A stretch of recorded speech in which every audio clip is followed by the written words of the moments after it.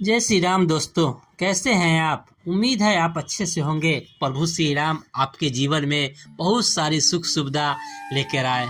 दोस्तों, आज मैं आपको जो सुनाने जा रहा हूँ वो रामायण की प्रमुख कहानियों में से एक है। कहानी का शीर्षक का नाम है शूर्पणखा।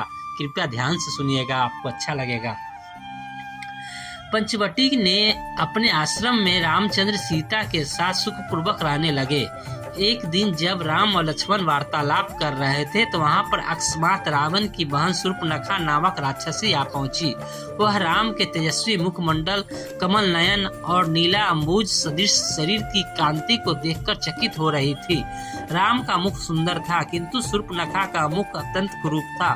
राम का कटी प्रदेश एवं उदर छिन्न था, किंतु शूर्पणखा बेडौल लंबे पेट वाली थी। राम के नेत्र विशाल एवं मनोहर थे, किंतु शूर्पणखा की आंखें कुरूप तथा डरावनी थी। राम की वाणी मधुर थी, किंतु शूर्पणखा भैरवनाद करने वाली थी। राम का रूप मनोहर था, किंतु शूर्पणखा का रूप विभत्स एवं विकराल था। उन्हें देखकर उसके हृदय में वासना का भाव जागृत हो उठा। इच्छा अनुसार रूप धारण करने वाली वह राक्षसी मनोहर रूप बनाकर राम के पास पहुंची और बोली, तुम कौन हो? राक्षसों के इस देश में तुम कैसे आ गए? तुम्हारा वेश तो तपस्वियों जैसा है, किंतु हाथों में धनुष बाण भी है, साथ में स्त्री भी है। ये बातें परस्पर विरोधी है। तुम मुझे अपना परिचय दो।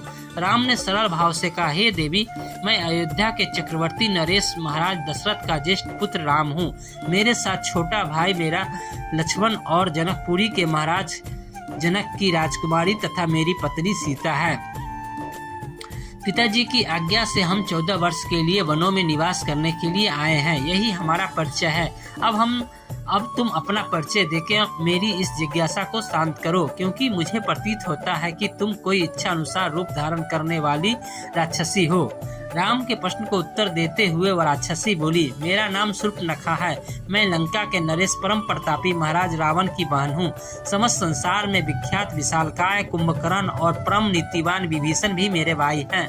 वे सब लंका में निवास करते हैं। पंचवटी के स्वामी अत्यंत पराक्रमी खर और दूषण भी मेरे भाई हैं। संसार में शायद ही कोई वीर ऐसा होगा जो इन दोनों भाइयों के साथ समर भूमि में युद्ध करके उन्हें पराजित कर सके। मैं सर्व प्रकार से संपन्न हूँ और अपनी इच्छा तथा शक्ति से समस्त लोकों में विचरण कर सकती हूँ।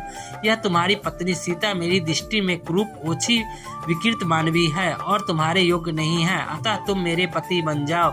मैं ही तुम्हारे अनुरूप हूँ। इस अबला सीता को लेकर तुम क्या करोगे? तुम्हारी भार्या बनने के पश्चात मैं तुम्हारे भाई और सीता को खा जाऊंगी और तुम्हारे साथ विचरण करूंगी।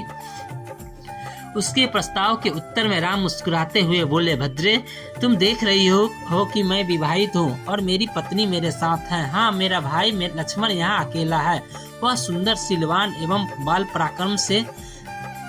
पराक्रम से संपन्न है। यदि तुम चाहो तो उसे सहमत करके उससे विवाह कर सकती हो। राम का उत्तर सुन शूर्पणखा ने लक्ष्मण के पास जाकर कहा, हे राजकुमार, तुम सुंदर हो और मैं युवा हूँ। तुम्हारे इस सुंदर रूप के योग्य ही हूँ, अतः मैं ही तुम्हारी परम सुंदरी भार्या हो सकती हूँ। मुझे अंगीकार कर लेने पर तुम्हारे मेरे इस दंडकारण्य में सुखपूर्वक विचरण कर सकोगे। शूर्पणखा के इस विवाह प्रस्ताव को सुनकर लक्ष्मण ने कहा, सुंदरी, मैं राम का एक तुच्छ सा दास हूँ। मुझसे विवाह करके तुम केवल दासी कहलाओगी। अच्छा यही है कि तुम राम से ही विवाह करके उनकी छोटी भार्या बन जाओ।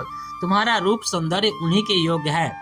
लक्ष्मण के परिहास को न समझकर शूर्पणखा ने उसे अपनी प्रशंसा समझा। वह पुनः राम के पास जाकर क्रोध करके बोली, हे राम, इस कुरूप सीता के लिए तुम मेरा विवाह प्रस्ताव अस्वीकार नहीं करके मेरा अपमान कर रहे हो। इसलिए पहले मैं इसे ही मारकर समाप्त किए देती हूँ, फिर तुम्हारे साथ विवाह करके मैं अपना जीवन आनंद पूर्वक व्यतीत करूंगी।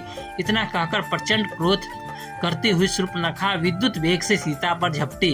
राम ने उसके इस आकस्मिक आक्रमण को तत्परता पूर्वक रोका और लक्ष्मण से बोले, हे वीर, इस दुष्टा राक्षसी से अधिक वाद विवाद करना या इसके साथ हास्य विनोद करना उचित नहीं है।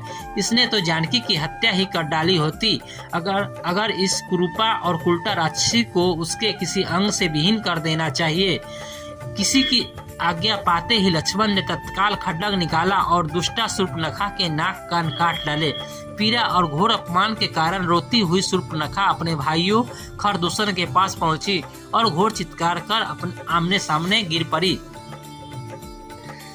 ये थी आज की कहानी। आपको कैसी लगी कमेंट बॉक्स में जरूर बताइएगा। धन्यवाद। जय श्री राम।